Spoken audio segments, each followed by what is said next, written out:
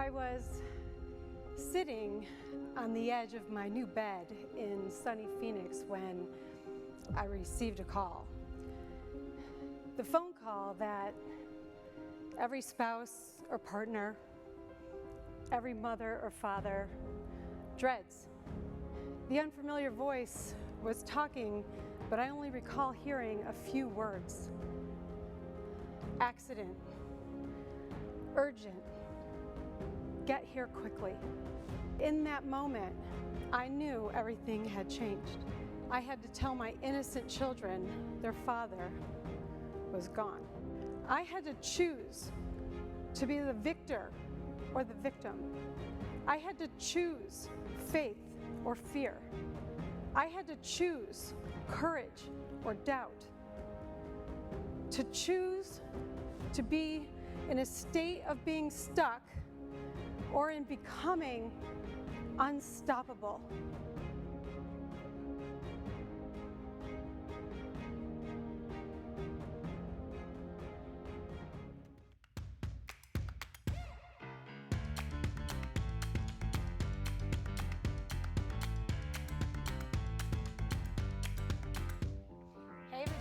Welcome back to The Hunt. I'm Trish. We just had a super fun segment with Steve Ferroni, the drummer of 25 years for the Tom Petty Band. Super, super fun.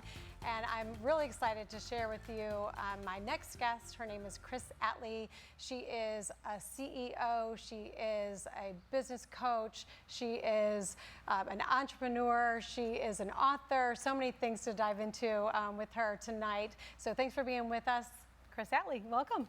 Thank you so much for having me. Yes, it's so nice to have you here. I've read a little bit about all of your work. It's just astonishing, I think, and we just talked to Steve Ferroni, as I mentioned, and you know, it's just a reminder that, you know, we don't have to be just one thing in life, right? We get to choose our paths and we get to change and evolve. Absolutely, yeah. And we were just starting before we were taping to talk about entrepreneurs, women entrepreneurs, and how we wear different hats and all the things. So yeah, absolutely. Yeah.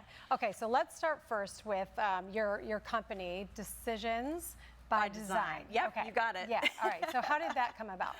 Oh, well, you know, I've been coaching now for, I guess, about 16 years.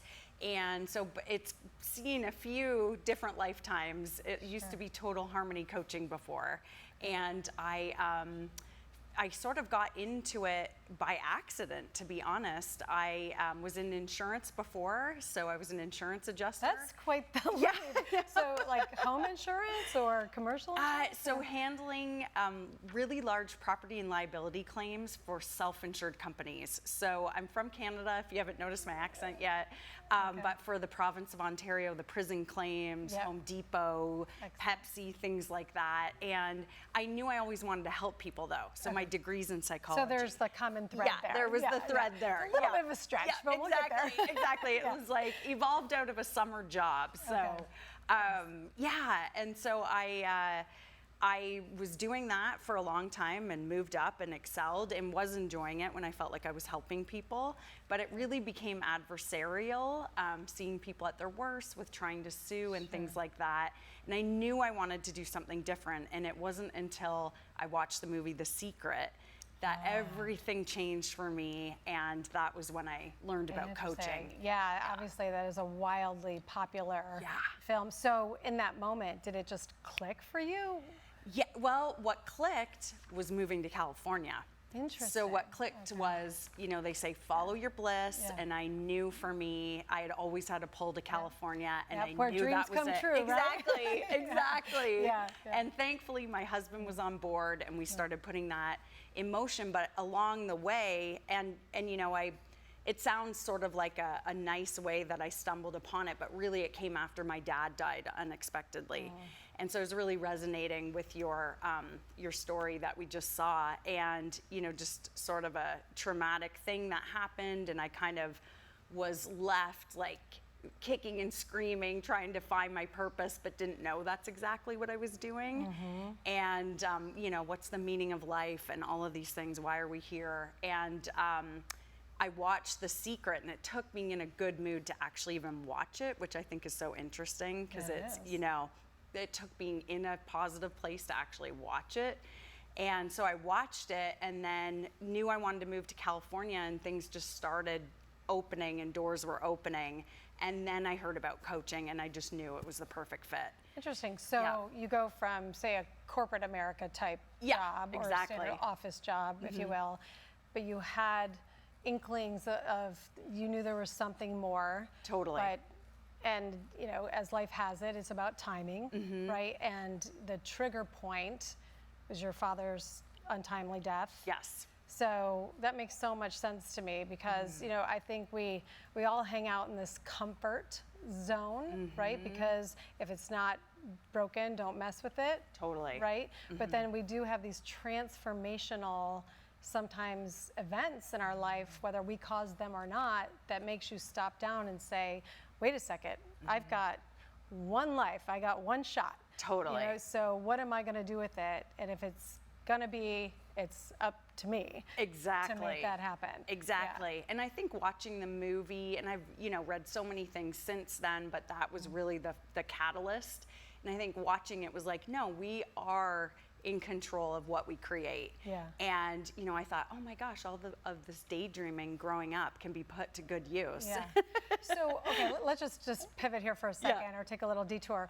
So when you talk, especially 16 years ago, to people about like, I'm leaving the secure job in the town that I grew up in or, you know, lived in for a while, and moving to California and following my dreams and following my bliss, I mean, did people look at you like you were like, what is going on? Like, are you okay? Totally. Right?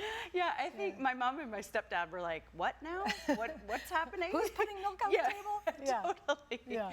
And it was interesting because I learned early on that, you know, my mom was a great champion of my dreams, but you know, you have to be willing to disappoint people, right? So that was a big lesson for me. Huge. And I think we sort of kept it at arm's length for a while because we weren't quite ready to leave family. You know, we had the first grandchild on both sides. Wow. So yeah, so it was a lot. But the more I studied, the more I got my mind around it and felt strong in, no, it's okay to follow your dreams. And I didn't want to manage a life of regret later. And so it was ultimately like, no, we've got to go for this. That's incredible. Yeah. So was that the kickoff to you being an entrepreneur? Yeah, it really was. So yeah, I had no desire to be an entrepreneur. It wasn't really even on my radar. Interesting. Yeah, so interesting. So I, you know, decided to be a coach, hired a coach to make sure. And then I made all of these changes along the way that I wasn't expecting. So I thought, oh, I'll just hire her so I can believe in the process and make sure. And yeah, it just surpassed any expectation I had. And I made all of these amazing changes in my own life. And, you know, from there I became a coach. Yeah, so let's talk about that for a second because we talk a lot about On the Hunt. It's about, you know, inspiring positive stories that kind of meets the world around us. And so I have many guests like you that are, you know, successful and have found their niche in life, and, you know, but people sometimes think that it just magically appears, and it doesn't. It is a lot of hard work, right? So talk to the audience about, you know, your mindset of, okay, you've made the decision. That was step one. You were in alignment with your husband, which is obviously a critical step. And it was part of the visualization process. Okay, there you go. So just how would you say like that, you know, from visualization to actually getting your first client? Like, how would you describe that in a nutshell? Yeah, that's such a great question. So I was studying the principles in The Secret, like the law of attraction, and then I went and got certified as a coach. And I came back, but you're right, it's all about that decision. So making the decision, okay, and then I'm gonna get certified, come back and offer this to friends and family first. And so that happened quite quickly. Okay. And it wasn't until later that I ended up leaving the insurance job, and you know, and I had taken so many entrepreneurial courses by this point as well. So okay, I'm going to stop right there for a second because that's a really critical point. You were still working for the insurance company while you pursued. I think that is a really key point. When you want to make a jump or make a leap to go follow your bliss, you really do have to be thoughtful about it, right? And everybody's situation is different, but I think that's a really key point when it comes to changing from entrepreneurship or from business or corporate to entrepreneurship. Yeah, and even that decision was frightening. So like you're saying, that was, you know, getting out of your comfort zone, and it was such a big stretch. And it got to the point where it was just too much to manage with taking clients in the evenings and weekends and working, that I ended up making that decision. And I was like down on all fours in the shower, thought I was gonna throw up. Like, it felt like the biggest decision ever. So scary to leave that security that we're all brought up with, you know? Yeah, no, absolutely. To think that's it. Yeah. Yeah, and you were still in Canada. Yes, at the I was time. still in Canada. Yeah. Okay, so much more to come. We've got a couple more things to dive into here with Trish Atley. She's a CEO, she's an author, she's a coach. So stay tuned, we'll be right back. You're watching The Hunt.